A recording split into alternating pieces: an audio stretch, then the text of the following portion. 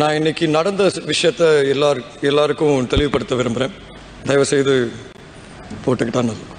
கௌரவ பிரதமர் அவர்களே, நான் சொல்லிட்டு இருந்தேன், நீங்கள் மிக தெளிவாக பேசியிருந்தீங்க. குறிப்பாக குழந்தைங்களுக்கும் பெண்களுக்கும் போக்குவரத்தில் பாதுகாப்பு இருக்கணும்னு. இன்னைக்கு ஹட்டனில் நடந்த ஒரு விஷயத்தை நான் உங்கள்கிட்ட சொல்ல விரும்புகிறேன். இன்னைக்கு நுவரேலியா மாவட்டத்தில் ஸ்கூல் போகிற பசங்க சில பேர் அந்த சிடிபி பஸ்ஸில் ஏறியிருக்காங்க. அந்த சிடிபி பஸ்ஸில் அந்த ஸ்கூல் போகிற பசங்க ஏறும்போது அங்கே பஸ் கண்டக்டர் ஒரு வாக்குவாதத்தில் பஸ் கண்டக்டர் ரொம்ப தவறான முறையில் தவறான சொற்களும் பாவிச்சு ஸ்கூல் போகிற பசங்களை பஸ்ஸில் இருந்து இறக்கியிருக்காங்க வலுக்கட்டாயமாக. அப்படி இருக்கும்போது அந்த பஸ் கண்டக்டர் ஒரு வார்த்தை சொல்கிறாரு, இது என்னோட பஸ்ஸு, நான் யாரை உள்ளார வச்சிருப்பேனோ யாரை வெளியே அனுப்பேனோ அது ஏன் இஷ்டம், வெளியே போங்க. நான் ஒரு விஷயம் சொல்ல விரும்புகிறேன். இங்கே கௌரவ அமைச்சராக இருக்கட்டும், கௌரவ பிரதமர் அவர்களாக இருக்கட்டும், சபை தலைவர் கௌரவ பிமல் ரட்நாயக் அவர்களாக இருக்கட்டும், 50 வருஷத்துக்கு முன்னால் இனவாதம் தலை தூக்கி ஆடும்போது இதே மாதிரி தான் எந்த தவறும் செய்யாத மலையக மக்களை பஸ்ஸிலேருந்து இறக்குறது, ஸ்டேஷனுக்குள்ளார விடாமல் வச்சிருக்கிறது, இந்த மாதிரி விஷயம் எல்லாம் நிறையாவே பண்ணியிருந்தாங்க. இப்போ திருப்பியும் அந்த நிலைமைக்கு வருதுன்னா அது ஒரு பிரச்சனை தான். ஆனால் அது உங்கள் மேலே தவறுவது அரசாங்கம் தான் பண்ணுதுன்னு நான் சொல்லுவேன். ஆனால் தயவு செய்து நீங்கள் இந்த கண்டக்டர் மேலே நடவடிக்கை எடுப்பீங்கன்னு நான் நம்புகிறேன். அதுக்கு முக்கியமான காரணம் நான் ஏன் சொல்கிறேன்னா, ගරු සභානායකතුමා ගරු මන්ත්‍රීතුමා ඔබතුමායි දිස්ත්‍රික්කයේ ගරු මන්ත්‍රීවරයෙක් නිසාම මම කියන්න කැමතියි. මම මීට පැය දෙකකට කලින් කිව්වා ඊයේ නුවරඑළිය දිස්ත්‍රික්කයේ සිද්ධ වෙච්ච සිද්ධියට සම්බන්ධ කොන්දොස්තරවරයාගේ සේවය අත්හිටුවලා තිබෙනවා. උටුඩු විනය පරීක්ෂණ පටන් අරන් තිබෙනවා. අපේම දරුවන් වෙනුවෙන් අමාත්‍යාංශයක් විදිහට අපේ කනගාටු ප්‍රකාශ කරලා තිබෙනවා. ඉතින් අපි දැනට සීසන් මගින් යන දරුවන් මගින් කිසිම කෙනෙක් මග දාලා යන්න එපා කියන තීන්දුව අපි අරගෙන දැන් මාස සති කීපයක් වෙනවා. නමුත් ඒ සිදුවීම් එහෙම තීන්දුව අරගෙන තිබීදීත් මේ සිදුවෙච්ච සිදුවීම් පිළිබඳ අපේ දරුවන්ගෙන් සමාවිල්ලා. கௌரவ சபை தலைவர் அவர்களுக்கு என்னோட நன்றியை தெரிவிச்சுக்கிறேன் உங்களோட நடவடிக்கை சம்மந்தமாக. ஆனால் இடைநிறுத்துறது மட்டும் இல்லாமல் நடவடிக்கை நிரந்தரமாக இருக்கணும். ஏன்னா நிறைய இடத்துல இடைநிறுத்திட்டு அப்புறம் திருப்பி 6 மாதம் கழிச்சு உள்ளார கொண்டு வருவாங்க. தயவுசெய்து அதை கருத்தில் எடுத்துக்குவீங்கன்னு நான் நம்புறேன்.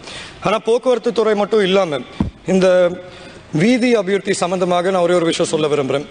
நாங்கள் நீர்வளங்கள் துறையை நடத்திட்டு இருக்கும்போது அதில் கிட்டத்தட்ட ஒரு மாதத்துக்கு 3200 மில்லியன் லாஸில் போயிட்டு இருந்துச்சு. அதை சரியான முறையில் நடத்தி கிட்டத்தட்ட 6000 மில்லியன் நாங்கள் லாபத்தை காமிச்சிருக்கோம். அந்த லாபத்தை காமிச்சனால நாங்கள் ஒரு கோரிக்கை விட்டிருந்தோம் முன்னாள் ஜனாதிபதி ரணில் விக்ரமசிங்கே அவர்கள்கிட்ட. அதாவது நாங்கள் லாபத்தை காமிச்சிருக்கோம், தயவு செய்து அது மலையக மக்களுக்கு ஒரு அபிவிருத்தி நிதியாக ஒதுக்கீடு பண்ணித்தாங்க. சொன்ன மாதிரியே வீதி அபிவிருத்திக்காண்டி அவர் நிதி ஒதுக்கீடு செஞ்சிருந்தார். இன்னைக்கு இந்த வீதி அபிவிருத்திக்காண்டி செஞ்ச நிதி ஒதுக்கீடுல கிட்டத்தட்ட பொகவந்தலாவிலிருந்து லோய்னான் போகிற 4.2 கிலோமீட்டர் ரோடு நாங்கள் செஞ்சுருக்கோம். அதில் இன்னொரு 1/2 கிலோமீட்டர் பாக்கி இருக்கு. பொகவந்தலாவிலிருந்து கியூக்கு போகிற ரோடு கிட்டத்தட்ட 3 கிலோமீட்டர் அது முடிச்சாச்சு. நோவுட் பொகவந்தலாவை 12 கிலோமீட்டர் முடிச்சிருக்கோம். ஆனால் அதே நேரத்தில் 2 கிலோமீட்டர் பாக்கி இருக்கு, அதையும் கட்டாயம் முடிச்சாகணும். 4 டேஸ் பட்டல்களை 4 கிலோமீட்டர் முடிச்சிருக்கோம். கொட்டகலிலிருந்து கேஜிக்கு 5 கிலோமீட்டர் முடிச்சிருக்கோம். ஆல்டன் பீக்கன் ஃபீல்ட் 2.5 கிலோமீட்டர் முடிச்சிருக்கோம். மட்டக்கல் 5 கிலோமீட்டர் முடிச்சிருக்கோம். சந்திரி கிராமத்திலிருந்து பாய்ஸ்லேண்டுக்கு 5 கிலோமீட்டர் முடிச்சிருக்கோம். ஆனால் அதில் 2 கிலோமீட்டர் பாக்கி இருக்கு. நாகசேனா பசுமலை 4 கிலோமீட்டர் முடிச்சிருக்கோம். ஹாட்டன் 4 டேஸ் 17 கிலோமீட்டர் முடிச்சிருக்கோம். பிரதானமாக இருந்த வீதி பிரச்சனைகளுக்கு நாங்கள் ஒரு முடிவுன்னு கட்டியிருக்கோம். ஆனாலும் ஒரு கௌரவ உறுப்பினர் அவர்களே, ஒரே ஒரு பிரச்சனை இருக்கு. இந்த வீதி அபிவிருத்தின்னு வரும்போது கிட்டத்தட்ட 294 கிலோமீட்டர் மலையகத்தில் இருக்கு சரி செய்யாமல். அதுக்கு தவறு இந்த கான்ட்ராக்டர்ஸை பொறுத்த வரைக்கும் அதோட அந்த அந்த அந்த டிரான்ஸ்போர்ட்டேஷன் ஆஃப் மெட்டீரியல்ஸ் அந்த ரோடு செய்கிறதுக்கு அதோட விலை ரொம்ப அதிகம்னால நிறைய பேர் வேணும்னே மலையகத்தில் வேலை செய்ய மாட்டேங்கிறாங்க. இப்போ ஒரு உதாரணத்துக்கு டயகம ரோடு நீங்கள் எடுத்துக்கிட்டிங்கன்னா நீண்ட காலமாக இருக்கிற பிரச்சனை, புரோட்டோஃப் 2 நீண்ட காலமாக இருக்கிற பிரச்சனை. இதுக்கு என்னதான் நாங்கள் நிதி ஒதுக்கீடு செஞ்சிருந்தாலும் அந்த பாரம் எடுத்து வேலை செய்யறதுக்கு கான்ட்ராக்டர் யாருமே வர மாட்டேங்கிறாங்க. அப்படி இருக்கும்போது அவங்கள்ட்ட கேட்டு அவங்க சொல்றாங்க பிஎஸ்ஆர் ரேட்டை ஒசத்தணும்னு. தயவுசெய்து அதையும் நீங்கள் கொஞ்சம் கருத்தில் எடுத்து ஏற்கனவே இருக்கிற வேலைகளை நீங்கள் நிறுத்தாமல் தொடர்ச்சியை கொண்டு போயிட்டு இருக்கீங்க. அதுக்கு என் நன்றியை தெரிவிச்சுக்கிறேன். அதே நேரத்தில் இன்னும் இருக்கிற குறிப்பாக இந்த டயகம ரோடும் புரோட்டோஃப் ரோடும் அது மட்டும் இல்லாமல் சென்ட் ஆண்ட்ரூஸ் அப்போ மஸ்கேலியாவில் இருக்கிற ரோடு, இந்த 3 ரோடு தான் இருக்கிறதுலே மலையகத்தில் ஒரு பெரிய பிரச்சனையாக இருக்குது. இதை கட்டாயம் நீங்கள் முடிப்பீங்கன்னு நான் நம்புகிறேன். அதுக்கு முழுமையான ஆதரவும் நாங்கள் கொடுப்போம். அது நாங்கள் நினைக்கிறோம். கௌரவ பிரதி அமைச்சர் கூட ஹட்டன் கண்காணிச்சிருந்தார். இந்த ரோடு வேலையெல்லாம் முடிச்சா கட்டாயம் அடுத்த மாதம் ஒரு தரப்பு விழா வச்சு அவருக்கு முதல் மாலை நானே போய் போட்டேன். எனக்கு பிரச்சனையே இல்லை, ரொம்ப சந்தோஷமாகவும் போடுவேன். அதே நேரத்தில் இந்த வீடு திட்டம் சம்மந்தமாக நம்ம பார்க்கணும்னா இப்போ நம்ம இன்னைக்கு பேசுறது வந்து இந்தியா வீடு திட்டம் சம்மந்தமாக கிடையாது, அமைச்சின் ஊடாக நடக்கிற வீடு திட்டம். கௌரவ சஜித் பிரேமதாஸ் அவர்கள் வந்து முன்னால் வீடமைப்பு அமைச்சராக இருக்கும்போது மலையகத்தில் வந்து வீடுகள் அவ்வளோவா வரல. காரணம் என்னன்னா இந்தியா வீடு திட்டம் இருக்குது, அதனால நம்ம வீடு கொடுக்க தேவையில்லைன்னு ஒரு தவறான எண்ணம் இருந்துச்சு. ஆனால் அதே நேரத்தில் இன்னைக்கு இந்த பட்ஜெட்டில் நாங்கள் பார்க்கும்போது குறிப்பாக மலையகத்தை பிரதித்துவப்படுத்துகிற அமைச்சியில் வெறுமனே 387 வீடுகளுக்கு மட்டும்தான் நிதி ஒதுக்கீடு இருக்கு. 387 வீடுகள் இலங்கை அரசாங்கம் ஊடாக. இந்திய அரசாங்கத்தோட வீடு திட்டத்தை எடுத்தா அதுல வந்து 3500 மன்னிக்கணும், அதுல வந்து 1300 இருக்கு. ஆனா இலங்கை அரசாங்கம் ஊடாக வெறுமனே 387 வீடுகள் மட்டும்தான் கட்டுறதுக்கு இன்னைக்கு நிதி ஒதுக்கீடு இருக்கு. தயவு செய்த NHTA மூலியமா, முக்கியமா இருக்கிற வீடமைப்பு அதிகார சபை மூலியமா நிதி ஒதுக்கீடு அதுக்கு அதிகரிச்சு கட்டாயம் நீங்க மலையகத்துல வந்து வீடு கட்டுறதை விட ஒரு உதாரணம், ஒவ்வொரு பாராளுமன்ற அமர்வும் நாங்கள் இதான் முன்வைக்கிற ஆலோசனையா. மலையகத்தில் வந்து நான் ஏற்கனவே சொன்ன மாதிரி 2,51,000 குடும்பங்கள் இருக்காங்க வீடு இல்லாமல். இந்திய அரசாங்கம் மூலியமாக நம்மளுக்கு ஏற்கனவே 4,000 வீடு வந்திருக்கு. அது இல்லாமல் இன்னொரு 10,000 வீடு இருக்கு. இங்கே என்னதான் நிறைய வாய்ச்சொல் வீரர்கள் வந்து நாங்கள் 5,000 வீடு கட்டுறோம் 10,000 வீடு கட்டுறோம் சொன்னாலும் உண்மையான நிலவரம் மிஞ்சு போனால் இந்த வருஷம் உங்களால் 1000 வீடு கட்டி முடிக்க முடியும். ஆனாலும் அது நம்மளுக்கு அந்த வீட்டு பிரச்சனை மலையகத்தில் தீராது. நான் முன்வைக்கிற ஒரு ஆலோசனை என்னன்னா, மலையக மக்களுக்கு இருக்கிற 2,04,000 பெருந்தோட்டத்தோட 2,04,000 ஹெக்டேர் பெருந்தோட்ட நிறுவனத்தோடத நீங்க 10 மேனி கொடுத்தா கூட ஒரு குடும்பத்துக்கு கிட்டத்தட்ட 4,777 ஹெக்டேர் மட்டும்தான் போகும் காணி உரிமை வழங்குறதுக்கு. இதுக்காண்டி கடந்த அரசாங்கத்தில் நாங்கள் 2,000 மில்லியன் நிதி ஒதுக்கீடு செஞ்சிருந்தோம். ஆனால் இன்னைக்கு அந்த 2,000 மில்லியன் நிதி ஒதுக்கீடு காணும் காணி உரிமைக்கு. தயவு செய்து காணி உரிமை தான் மக்களுக்கு தேவையான அத்தியாவசியம். சலுகை அரசியல் வந்து மலையக மக்களோட வாழ்க்கையை மாற்ற போறது கிடையாது. இன்னைக்கு நான் பாராளுமன்றத்தில் இருப்பேன், நாளைக்கு இருக்க மாட்டேன், அது சொல்ல முடியாது, எல்லாருக்கும் அதே கதி தான். ஆனா ஒரு மாற்றம் தேவைன்னா கட்டாயம் காணி உரிமையை வழங்கிதான் ஆகணும். அது மட்டும் இல்லாம நாங்க அமைச்சரவை பாரம் எடுத்து ஒரு வருஷத்துல 629 வீடுகளை நாங்க கட்டி முடிச்சிருக்கோம்.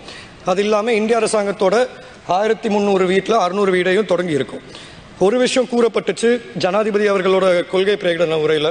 அவர் சொல்லியிருந்தாரு, நாங்கள் வந்து இருக்கிற தொடர் குடியிருப்பு லைன் ரூம் அதை நாங்கள் வந்து சரி கட்டுவோம், ரெனோவேட் பண்ணுவோன்னு.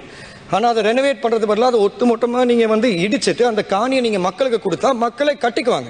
இன்னைக்கு நீங்கள் எல்லாம் நிறைய பேர் பண்ணுற தவறான விஷயம் என்னன்னா, நீங்கள் நிறைய பேர் நினைக்கிறீங்க மலைய மக்களால் அவங்களோட வீடை கட்டிக்க முடியாது.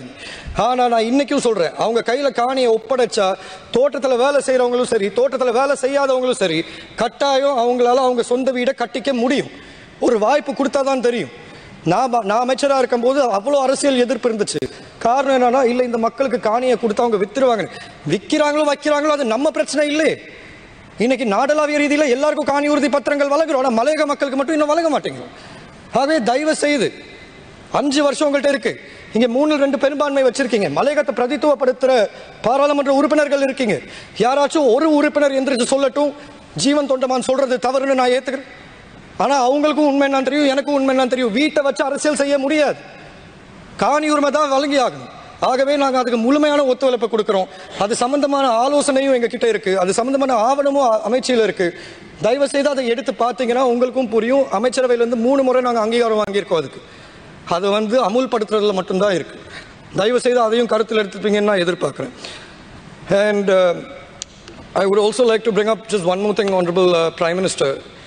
I believe a few parliament sessions before, my colleague Honorable D.V. Chanaka had brought up an important matter regarding the chromium content in the water that is being supplied.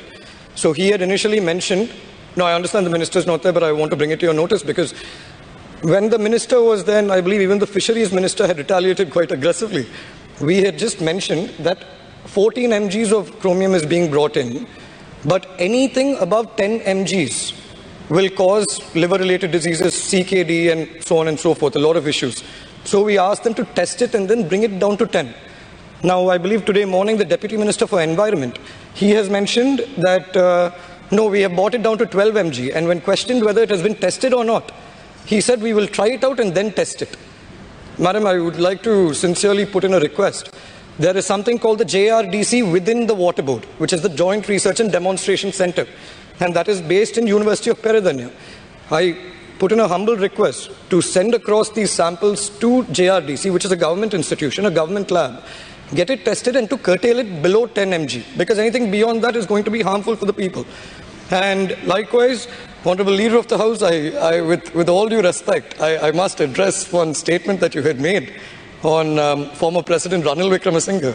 Earlier you had mentioned that, after his interview last evening, he may have suffered, brain damage. But Honorable Leader of the House, I must tell you, again, I do have a lot of respect for you. But I think we should understand that today people have voted for me not to defend Ranil Wickremesinghe at every given chance.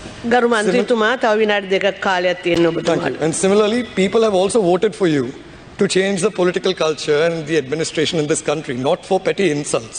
If I can just say so, I can only imagine, had you been there, imagine if they had to call a stretcher or an ambulance to get you out after the first question.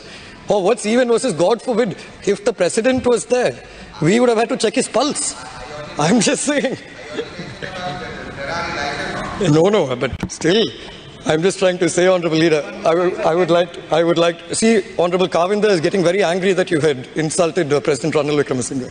But I'm just trying to say that, see, we are all trying to work together, and given the current geopolitical climate, with America especially going on a trade war with China, Mexico, and Canada, we are going to face a risk of increased inflation, and not only that, but also decreased demand, especially for our exporter-oriented economy.